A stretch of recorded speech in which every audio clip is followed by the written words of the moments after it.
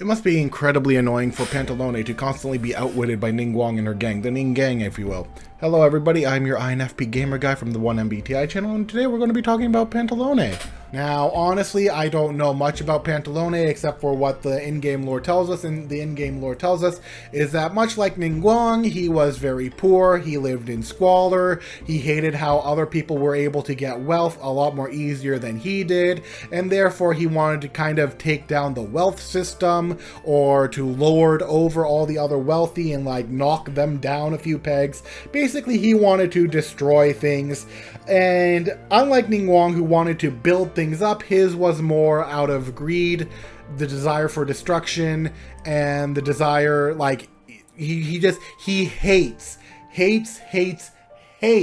the businessmen of Liyue, according to in-game lore of this person, which means that he probably has a very strong, I won't say he probably has a respect for Ningguang, but he probably also loathes her, because she, along with Yalan and likely Beidou, have gotten in his way more times than he can count, and even the Traveler has gotten in his way more times than he can count, and he's likely going to be very frustrated with this.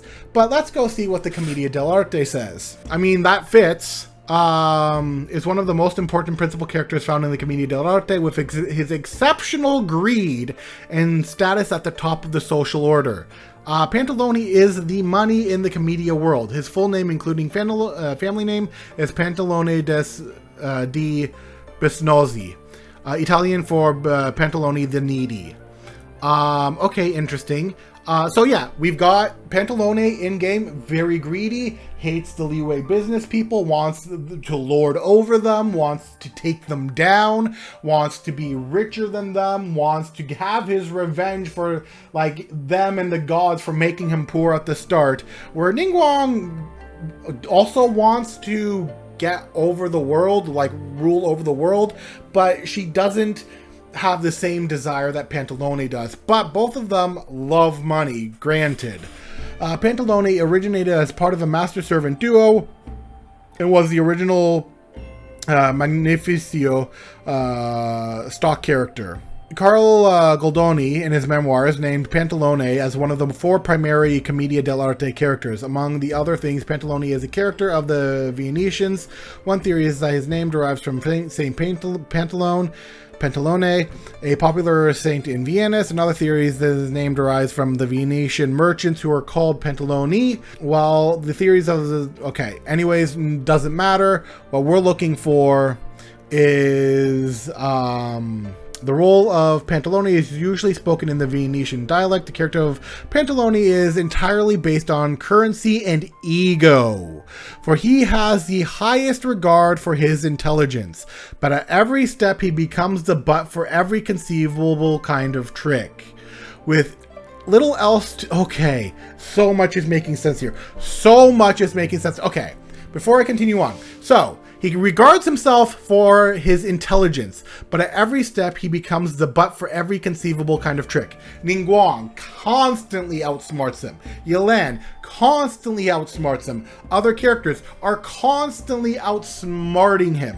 And yet, because of his ego, he still sees himself as the most intelligent, as the most respectful, as a person in power, a person who is the smartest with money. And yet, he is always tricked by the others. In this case, the good guys, especially Ningguang and her gang. Like, there is nothing he can do. Like, he is tricked by Ningguang when we first come to Liyue. He is tricked by others in Mondstadt.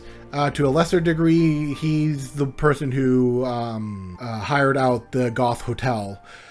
He's basically money begging. He likely funds the Harbingers, very much probably funds the Harbingers. With little else to occupy his life, his thoughts after life as a tradesman or merchant, Pantalone is the metaphorical representation of money in the Commedia world.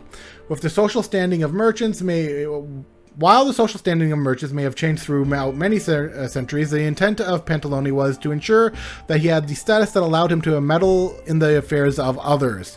And boy, does he try in-game.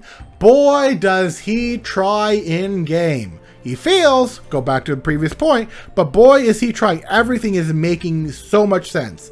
Pantalone is usually the father to one of the Inamorati, the lovers, and other stock character found in the Commedia. He is driven to keep his child and their respective lover apart. I don't think that's going to be much of a thing in Genshin Impact, but what they might do is try, like, he's probably going to try and keep business or his money apart, like, away. I'm not entirely sure, but there's probably something that would go there in game. Pantalone is presented as either a widower or a bachelor. This is definitely going to be a bachelor. Have you seen what he looks like? Despite his age, he makes numerous passes at the women within the Commedia world, although he's always rejected. Ah, even more sense. Pantalone never forgets a deal, and his merit is based on actions, not words. He's also described as being petty, and he never forgets or forgives even the smallest things. Okay, so definitely a bachelor. And okay, so in Ningguang's storyline, when you read her lore, you'll hear about how many people try and make passes at her. They try and gather favor with her. They try to win their hand. I believe that Pantalone, one of his irritations with Ningguang is that Ningguang probably slighted him.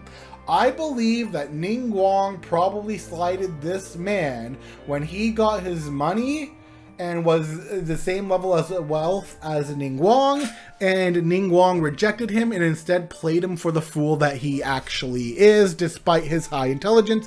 And because he is a petty man who never forgives or forgets, this also might add on to his high hatred of Ningguang and her status at the top of the Liyue Qixing. Pantalone is characterized as loving his money and as having emotional extremes, with a sinister and often inhumane treatment towards his fellows. So he is okay. Pantalone is perceived to be a pivotal part of the Commedia. His importance is represented in almost every Commedia production, often placing him at the beginning of the comedy.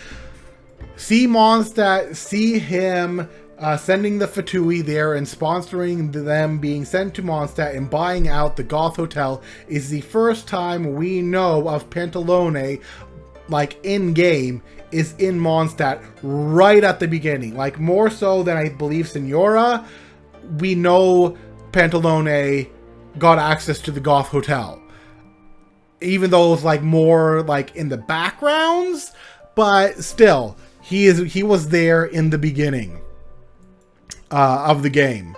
Like, or at least his influence was. In a Commedia drama, many Zani or Lazi routines will begin by an action delivered by Pantalone himself. Pantalone is described as being too self-absorbed to notice and interact much with the audience, but he is so oblivious that it serves the same purpose.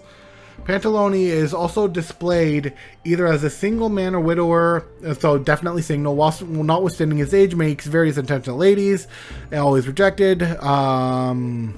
Okay, so what I am getting from Pantalone is that he is going to be a drama queen. I mean, look at this guy. How can he not be a drama queen? What I'm getting from this man is he is going to highly be a drama queen. He is going to be a person who probably isn't a fast attacker. He's probably going to be a catalyst user. My bets are on him being a catalyst user. Heck, he might wield a claymore, but my bet is he's probably going to be a catalyst user. His delusion is probably going to be what allows him to like move and fight and whatever. But this is a person who likely is oblivious to everything. He's very single focused. He's very single-minded. He has a goal. He wants to accomplish that goal. And while he may be highly intelligent and whatnot, his intelligence is dedicated towards that goal, which is probably why Ningguang has been able to outsmart him multiple times.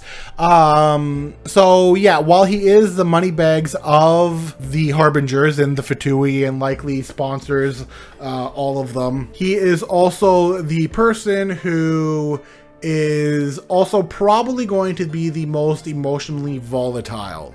He is going to be, like, he may look calm and cool here, but my prediction is that more than Signora, more than any other character, I believe this guy is going to be explosive. Also, according to the Dell'Arte, he's supposed to supposedly suffer from asthma, and he's like a slow-moving character, except for when he's excited, in which case he starts moving quickly. His actions are sometimes seen as slow and calculated, so that's why I believe he'll probably be a catalyst user.